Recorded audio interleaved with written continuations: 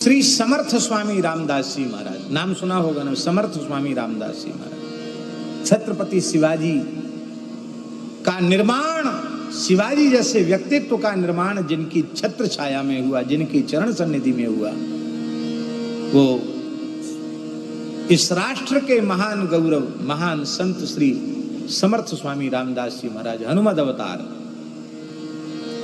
मंडप में बैठे थे, विवाह के मंडप में।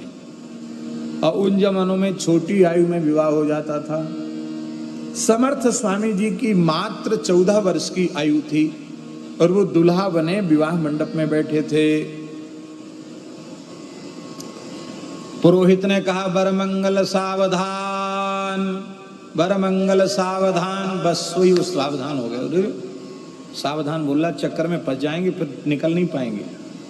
आपको आवेश, एक हुंकार किया और मंडप का भेदन करके ही पता नहीं कहां चले गए। लोग घबरा के रह गए, कहां गए। रात्रि का समय था, भीमा नदी में कूद गए, मिले ही नहीं। भयंकर भीमा नदी, उसमें कूद गए। भांवर हो ही नहीं पाई, कुछ हो ही नहीं पाया, बीच में से ही गायब हो गए। बहुत खोजा, मिले ही नहीं। एक कंदरा की गुफा में बैठकर श्री राम जय जय राम का जप करने लगे और 13 करोड़ श्री राम जय जय राम का निष्ठा पूर्वक उन्होंने जप किया, कीर्तन किया। साक्षात श्री रघुनाथ जी का दर्शन प्राप्त किया। उन्होंने दासबोध नामक ग्रंथ में समर्थ स्वामी जी ने लिखा है कि जो व्यक्ति भाव पूर्वक, श्रद्धा पूर्वक 13 करोड़ श्री राम जय जय राम इस विजय मंत्र का जप कर लेगा, उसे निश्चित ही श्री राम जी का प्रत्यक्ष दर्शन हो जाएगा, इसमें संदेह नहीं। ये बात लिखी उन्होंने। और परम श्रद्धेय पूज्यपाद श्री प्रेम भिक्षु जी महाराज ने इस युग में, बहुत पुरानी बात नहीं, 1970 की बात है, 1970 में वो धाम चले गए श्री प्रेम भिक्षु जी महाराज। उन्होंने 13 करोड़ मंत्राज का विजय मंत्र का जप करके प्रत्यक्ष श्री रघुनाथ जी का दर्शन प्राप्त किया।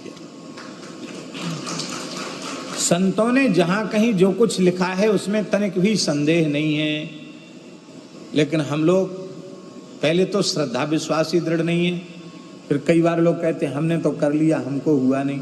वो कहते भाव से करो, श्रद्धा से करो। तो तुम जब भी कर रहे हो झूठ भी बोल रहे हो, ब्रह्मचर्य का पालन भी नहीं कर रहे हो, चाहे जिसका धान कुधान खा रहे हो। अरे भाई, साधन में साधन की पद्धति से रहो, साधक की पद्धति से रहो। फिर कैसे लाभ नहीं होता आपको? आपको चिकित्सक औषधि दे, शुक्ला जी, डॉक्टर ने दवाई दी, आपने दवाई दी और कहा दही मत खाना, छाछ मत पीना, तुम्हें निमोनिया बिगड़ जाएगा, यूं हो जाएगा, त्यों हो जाएगा। और मरीज दवाई तो खाए और कुपथ्य पूरा करे तो, कुपथ्य करे तो औषधि काम नहीं करेगी। मंत्रादि के जप ये औषधि हैं, पर संयम यह न विषय की आशा, इस कुपथ्य का त्याग करना पड़ेगा। और इस कुपथ्य का त्याग करके आप करो। लेकिन जब निष्फल नहीं है, आपसे पूरी विधि नहीं हो पा रही, तो भी एक नाम, राम नाम आपने लिया है, वो भी व्यर्थ जाने वाला नहीं। इसलिए अत्यंत निष्ठा और श्रद्धा से जप करना। हमारे पूज्य सदगुरुदेव श्री पहाड़ी बाबा महाराज कहते थे कि संतों के यहाँ जो अन्न आता है वो गृहस्थों के यहाँ से आता है। गृहस्थों के शुभाशुभ कर्म भी होते हैं, गृहस्थों के संकल्प भी होते हैं, उनके मन में कामना भी होती है। बेचारे कामना छोड़ के कहाँ जाएं? परिवार में ऐसी कई चीजें होती हैं जिनकी पूर्ति की उनको इच्छा होती ही है, स्वाभाविक है गृहस्थ के लिए। और वह अपने श्रम की कमाई में से कुछ अंश संतों के यहाँ देता है, तो उसकी कामना अथवा उसके शुभाशुभ के संस्कार उसमें रहते हैं अन्न में। और महाराज जी कहते थे उस अन्न का प्रभाव चित्त पर होता है। इसके लिए सेवा है, क्योंकि शरीर आहार के बिना नहीं चलेगा और शरीर से खूब परिश्रम करके सेवा कर दी जाएगी तो उस अन्न का कोई दुष्प्रभाव चित्त पर होगा नहीं, साधन में विक्षेप होगा नहीं।